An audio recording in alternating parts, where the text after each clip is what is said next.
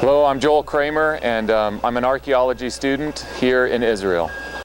How are you so crazy about me? You gave your life to set me free. By your grace that I had never known, I am saved, my life is yours alone. La da da da da da da, la da da da da da, la da da da da da da, la da da da da da da. I was just thinking to myself, am I saved? Where would I go if I were to die today? Could you help me know the truth? This is what's called the Gezer calendar. Of course, it's a replica, but it says what it talks about here. The translation of the inscription, it's from the early Iron Age, 9th century BC, I think. But it says 2 months of harvest, 2 months of sowing, 2 months of late planting, 1 month of hoeing flax, 1 month of barley harvest, 1 month of harvest and measuring, 2 months of vine pruning, 1 month of summer fruit. So it's interesting. 1 month of barley harvest, that's talking about the time again of the Passover, which we talked about down at Jericho when we have the barley that's been burned down there. Say we're actually going to the next hill over here, but just to say something brief about the site, you can see the mountain ridge that we've been going north and south on up in front of us, and the hill country that leads up into the mountain ridge. And if you see this highway out here, do you see it out here? This is going to between Tel Aviv. This is the main route, Highway 1, that goes from Tel Aviv up to Jerusalem. Still today, it's the main route of how you go to Jerusalem from the Mediterranean. And in ancient times, it was the main route that you went up to Jerusalem. Gezer guards that route. This valley that it goes up is called the Ayalon Valley. It means oak tree, you know, the Valley of the Oaks. And so this is the main route up. This is the city that guards it.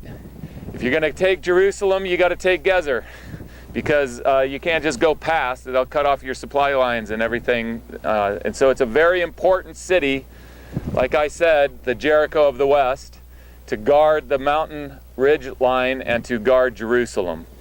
Okay, now that's also not what I brought you to show you. What I brought you up here to show you is what we're going to right here. This is your archaeology test. Look this over and tell me what it is. Give it a good looking over. In a pit that was found right over here. In this pit was found a great number of bones of human beings.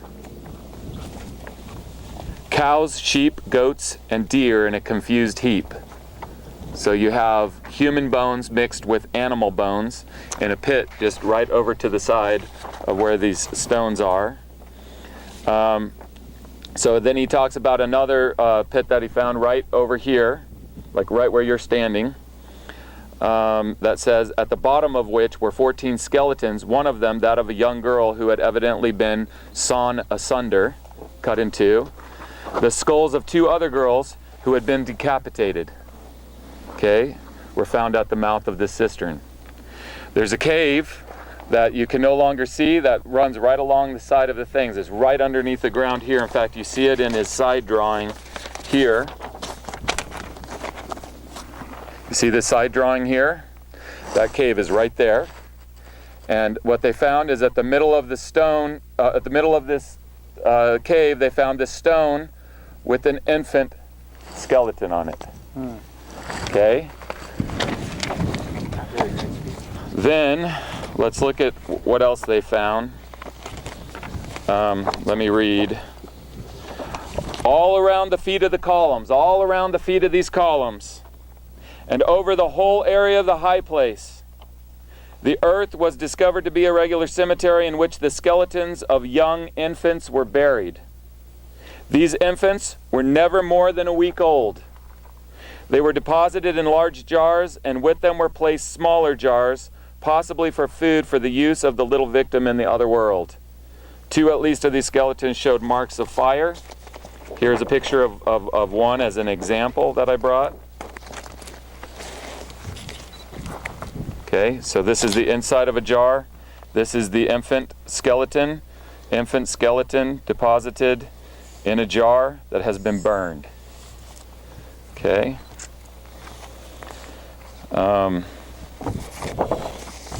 So now let's look at the top plan again. These are these jar-buried infants marked with the J. Look at them all. J, J, J, J, J, J, J, J. You see what I mean? They're buried all throughout this high place. Now let's start getting into the interpretation, okay? And for the interpretation, instead of reading McAllister, I don't really need to. What I need to do is read the Bible. He interpreted this as a high place, a Canaanite high place, worship place, where child sacrifice was being practiced. Okay, so why did he make this interpretation? Was it just his opinion? Is it just a speculation? No, it's based on what he found here and what the Bible has to say. This is God giving his law to his people in regards to where they're coming into the midst of the Canaanites. Do not give any of your children to be sacrificed to Moloch, for you must not profane the name of your God. I am the Lord. Okay, if we go over to chapter 20, it talks about if they do this sin, this is what the punishment is going to be. The Lord said to Moses, say to the Israelites, any Israelites or any alien living in Israel who gives any of his children to Moloch must be put to death. The people of the community are to stone him. I will set my face against that man, and I will cut him off from his people. For by giving his children to Moloch, he has defiled my sanctuary and profaned my holy name. If the people of the community close their eyes when that man gives one of his children to Moloch, and they fail to put him to death, I will set my face against that man and his family, and will cut off from their people both him and all who follow him in prostituting themselves to Moloch. Deuteronomy 12.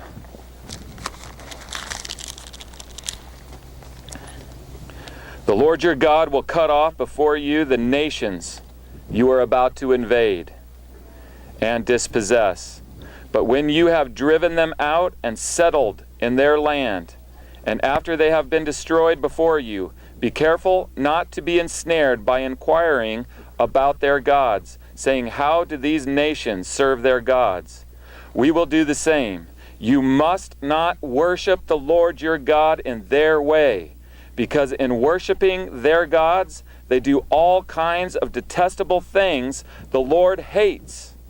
They even burn their sons and daughters in the fire as sacrifices to their gods. Okay, that's what the ancient text says. Is this the only one that was found? No. Kathleen Kenyon, for example, found worship places in Jericho where she interprets them. This is child sacrifices. Other sites like Tanakh and other places. In fact, many places in the country that have been excavated have found and interpreted this as Canaanite, Amorite child sacrifice. Okay, so I think this is a good place to come on your last day of your trip, because it puts a lot of things in perspective. First of all, this site is about the nature of man. And really, you can't understand the rest of the history that happened here and the gospel, the good news, unless you face the reality of the nature of man. Can we really honestly, as Americans, stand in this place and say that America is not guilty of this? We are. Abortion. Yeah, which is the point. It's not about the Canaanites. It's not about the Amorites. That's not what God is trying to say. He's trying to get across to us that we are in absolute need of a solution to this problem of sin and death. And if we don't get that, we just don't get it. When you're standing at the Church of the Holy Sepulchre, it's the answer to this. Because Because it's pretty bizarre. This site is pretty bizarre when you start thinking about it. Because this is what the Canaanites are doing. They're sacrificing their children, and they're sacrificing their firstborn children. Then in Hebron, where we hope to make it today, guess what? Abraham and Sarah have a son in their old age, and what does God say to do? Hey, I'm going to show you a high place, Moriah. Take your son there and sacrifice him. The local people would have totally understood that. They'd been like, oh yeah, that's what you do.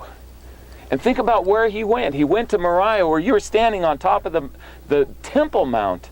He took Isaac there, bound him, and remember what Isaac said. He's walking along and he's going, hey Dad, I see the wood for the fire and I see the knife, but where is the lamb for the sacrifice? And Abraham says, the Lord will provide in this place. And he takes him there, and he goes to sacrifice him, and God stops him. And that's where we get this whole other understanding and this whole other theology that we're going down from what the practice of worshiping God is going on all around. But amazingly, there in Jerusalem, this is what God does. The Father allows his Son, who willingly goes and is sacrificed for our sins. It has everything to do with this place. That represents what God did for us. This represents who we are, and therefore what we need. And I don't think you understand archaeology. I don't think you understand history. I don't think you understand the Bible unless you understand our deep need. The number one objection to believing the Bible that I hear the most frequently is, oh man, the God of the Old Testament is mean. He's so mean. How can he call for the wiping out of people? Well, it's because they're wiping themselves out. We kill ourselves. We destroy ourselves. And, you know, if somebody is on death row, if you go back home and you find out your neighbor is on death row, what's the first thing you're going to ask? You're going to ask, what did he do? If he stole a car, that's pretty harsh. If he took his children and sacrificed them in a fire, I don't think any of us are going to have a problem with him being on death row, right? Does the punishment fit the crime? Yes. But thank God, God extended us mercy, which means he gave us what we don't deserve instead of what we do, through the sacrifice of his Son, whom he provided for us in the same place, Moriah, the region of Moriah that he sent Abraham to, and the whole story of Isaac. This is the altar where children were sacrificed. Now, this is the majority view, right? In all the places where the same parallel type places are found, the same evidence is found, this is the parallel view until secularism takes over and becomes dominant. And then in the 1960s, it changes. These interpretations, all these earlier interpretations are thrown out, and the interpretation is, no, this doesn't have anything to do with child sacrifice. When you sit in a classroom today, you are taught there is no, see, Roman is agreeing, you are taught there is no evidence for child sacrifice. This in the face of a Phoenician, who, by the way, Phoenicians are Canaanites, who settled in Carthage. We have a cemetery of sacrificed babies there. There's 10,000 of them. And we have early Roman sources that describe what they're doing in sacrificing their children. But no, there's no evidence for child sacrifice. Why? Because from a secular theology, you can't have all men being evil. You can't even have a whole society of people being evil. You can have an evil person, a bad apple running around doing some bad things, but you can't have a nation that's evil. You see what I'm saying? So it became politically incorrect to interpret these things as child sacrifice, as sin. If you're going to visit the site today with a secular guide, you're going to get this understanding, or if you just read the sign. So it does call it a high place with these sacred stones, these standing stones that we read about in the Bible. Look, it shows you one of the fertility goddesses that was found here, and this bowl-shaped vessel that was found here. So it shows you a few of the things that were found here that show that it is a high place. It says this: scholars believe the temple served as a venue where alliances between tribes or city-states were forged or renewed. So you're going to come up, you're going to look at this, and instead of a high place where children are sacrificed, no, it's where tribes and city-states are forging and renewing their covenants. The 10 monoliths may have symbolized the city of Gezer and 9 allied cities in the vicinity. Those don't represent deities. Those represent just cities. This is a cool place. This is where people make agreement. This is where people get along, right? And anyways, it goes on. But do you see what I'm talking about? That is the politically correct interpretation for today. But what it doesn't tell the people who are visiting here is what was found under the ground around all those stones, with all the burned babies and a child cut in half and others decapitated. That's the real evidence that McAllister looked at the Bible and said, oh, this is what we have here. We have a high place, obviously, where gods and goddesses are being worshipped. Therefore, all the idolatry is associated with the standing stones. And we have a high place that the Bible is talking about and warning the Israelites about, of child sacrifice. Now, here's the hard thing. Did this practice enter into Israel? Probably. It absolutely did. It entered into Israel. Still goes on today. Did it enter into, here's another hard one, did it enter into the house of David? Yes. The house of David, and not David himself, ended up sacrificing their children to the gods. This is in the Bible. Manasseh. How many of you knew that? Ephraim and Okay. Manasseh did it. So Solomon, remember, he built the high places up on the hill east of the city of David. You were taught that at the city of David, right? That the hill east that Solomon built the high places to. You were taught that? This is what we're talking about, to these different gods. What were the practices that would have been practiced there? The practices that would have been practiced here. That's why God was so angry with Solomon, and he said, I'm going to rip 10 tribes away from you. Right? Then the house of David goes on. We come to Ahaz, who is the father of Hezekiah.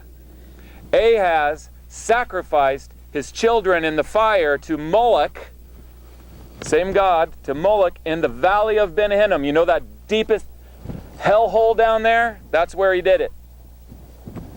Then Hezekiah, his son, not his firstborn son, most likely, how many of the ones got sacrificed before Hezekiah, we don't know. Hezekiah comes along and repents during the Assyrian conquest and is delivered from that conquest. Jerusalem is delivered. His son, Manasseh, turns around and starts sacrificing his children in the valley of Ben Hinnom again. And God says, that's it. I'm wiping out Jerusalem. There's other kings that come after, but then we come to the time of Jeremiah, which leads us up to the Babylonian destruction. Jeremiah gets the pot, remember? He gets the elders, and they walk down, probably from the Temple Mount, they walk down into that pit, into the valley of Ben Hinnom. He smashes that pot on the ground. He says, this is what God is going to do to Jerusalem because you sacrifice your children in this valley.